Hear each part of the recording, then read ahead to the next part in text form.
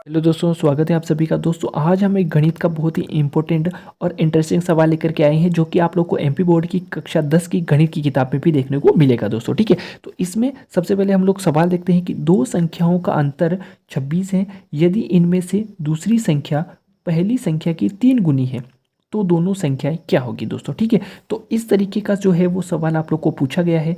अब आप लोग को इसमें दोनों टर्म समझनी है। पहला वो कह रहा है कि दो संख्याएं जो हैं उनमें क्या है कि उनका जो अंतर है, यानी कि पहली बड़ी संख्या कोई सी भी है उसको उसमें से छोटी संख्या घटाएंगे तो 26 निकल के आएगा। ठीक है, लेकिन उसने दूसरी कंडीशन रखी है कि इनमें से पहली दूसरी जो संख्या है वो पहली संख्या की 3 गुनी है।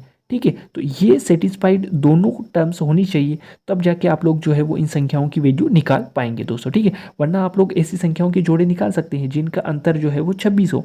ठीक है, लेकिन वो जो है वो आप लोग का आंसर नहीं होगा। इसमें दोनों कंडीशन अगर आप लोग सेटिस्फाइड करते हैं तो वो संख्याएं आपका आंसर होगी। तो हम लोग प्रश्न के अनुसार ही देख लेते हैं दोस्तों। ठीक है, तो अब हम लोग अगर प्रश्न के हिसाब से हल करें तो माना कि माना कि पहली माना कि पहली संख्या है ना, माना कि पहली संख्या बराबर x है। ठीक है, तो प्रश्न क्या कह रहा है कि पहली संख्या की 3 गुनी जो है वो दूसरी संख्या है।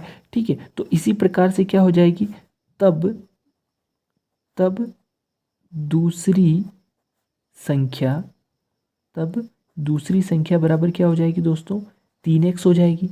ठीक है, 3x होगी। क्यों? क्योंकि वो कह रहा है कि पहली संख्या जो भी हो उसकी 3 गुनी दूसरी संख्या है, तो हमने पहली संख्या x मानी है तो दूसरी संख्या ऑटोमेटिकली 3x हो गई है दोस्तों। ठीक है, अब हम लोग पहली वाली टर्म पे जाते हैं कि दोनों संख्याओं का अंतर क्या है दोस्तों, 26 है।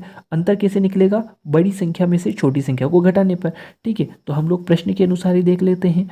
ठीक है, प्रश्नानुसार यानी कि प्रश्न के अनुसार क्या है, 3x माइनस x बराबर क्या आना चाहिए, 26 आना चाहिए। यानी कि दूसरी संख्या में से पहली संख्या यानी कि बड़ी संख्या में से छोटी संख्या को घटाने पर 26 आना चाहिए। ठीक है दोस्तों, तो हमने अभी तक कुछ भी ऐड नहीं किया है और हमारा सॉल्यूशन ऑलरेडी निकल गया है। आप लोग इसको सॉल्व कीजिए, इस समीकरण को, इक्वेशन को सॉल्व कीजिए।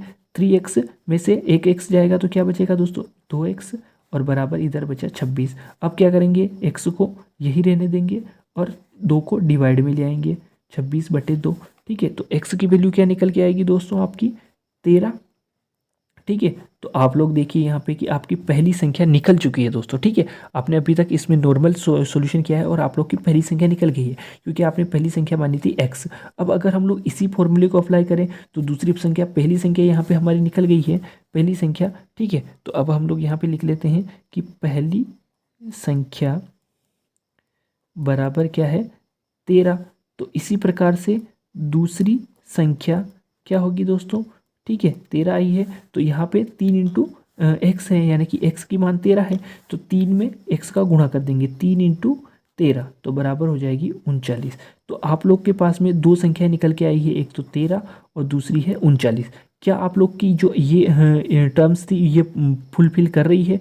तो अब हम लोग देख लेते हैं। यहाँ पे हमने बड़ी संख्या 39 ली, उसमें से 13 को घटा दिया तो यहाँ पे 9 में से 3 गया तो 6 बचा और 3 में से 1 गया तो 2 बचा, 26। यानी कि इसका अंतर जो है वो 26 है और ये पहली संख्या 13 है और दूसरी संख्या 39 है, यानी कि 13 इंटू 3 यानी कि 3 गुना जो है वो दूसरी संख्या है। यानी कि हमने दोनों जो इसकी कंडीशन थी उसको सेटिस्फाइड किया है, तो हमारा आंसर निकल के आया है पहली संख्या 13 होगी और दूसरी संख्या 39 होगी दोस्तों। ठीक है, इस सवाल को करने के और भी अलग अलग तरीके हैं दोस्तों, लेकिन ये सबसे बेहद और आसान तरीका है जिससे कि आप लोग जो है इस सवाल को सॉल्व कर सकते हैं दोस्तों। ठीक है, तो हमारा इसका आंसर ये होगा, पहली संख्या 13 और दूसरी संख्या 39 दोस्तों। ठीक है, तो आज के इस वीडियो में इतना ही, मिलते हैं नेक्स्ट वीडियो में।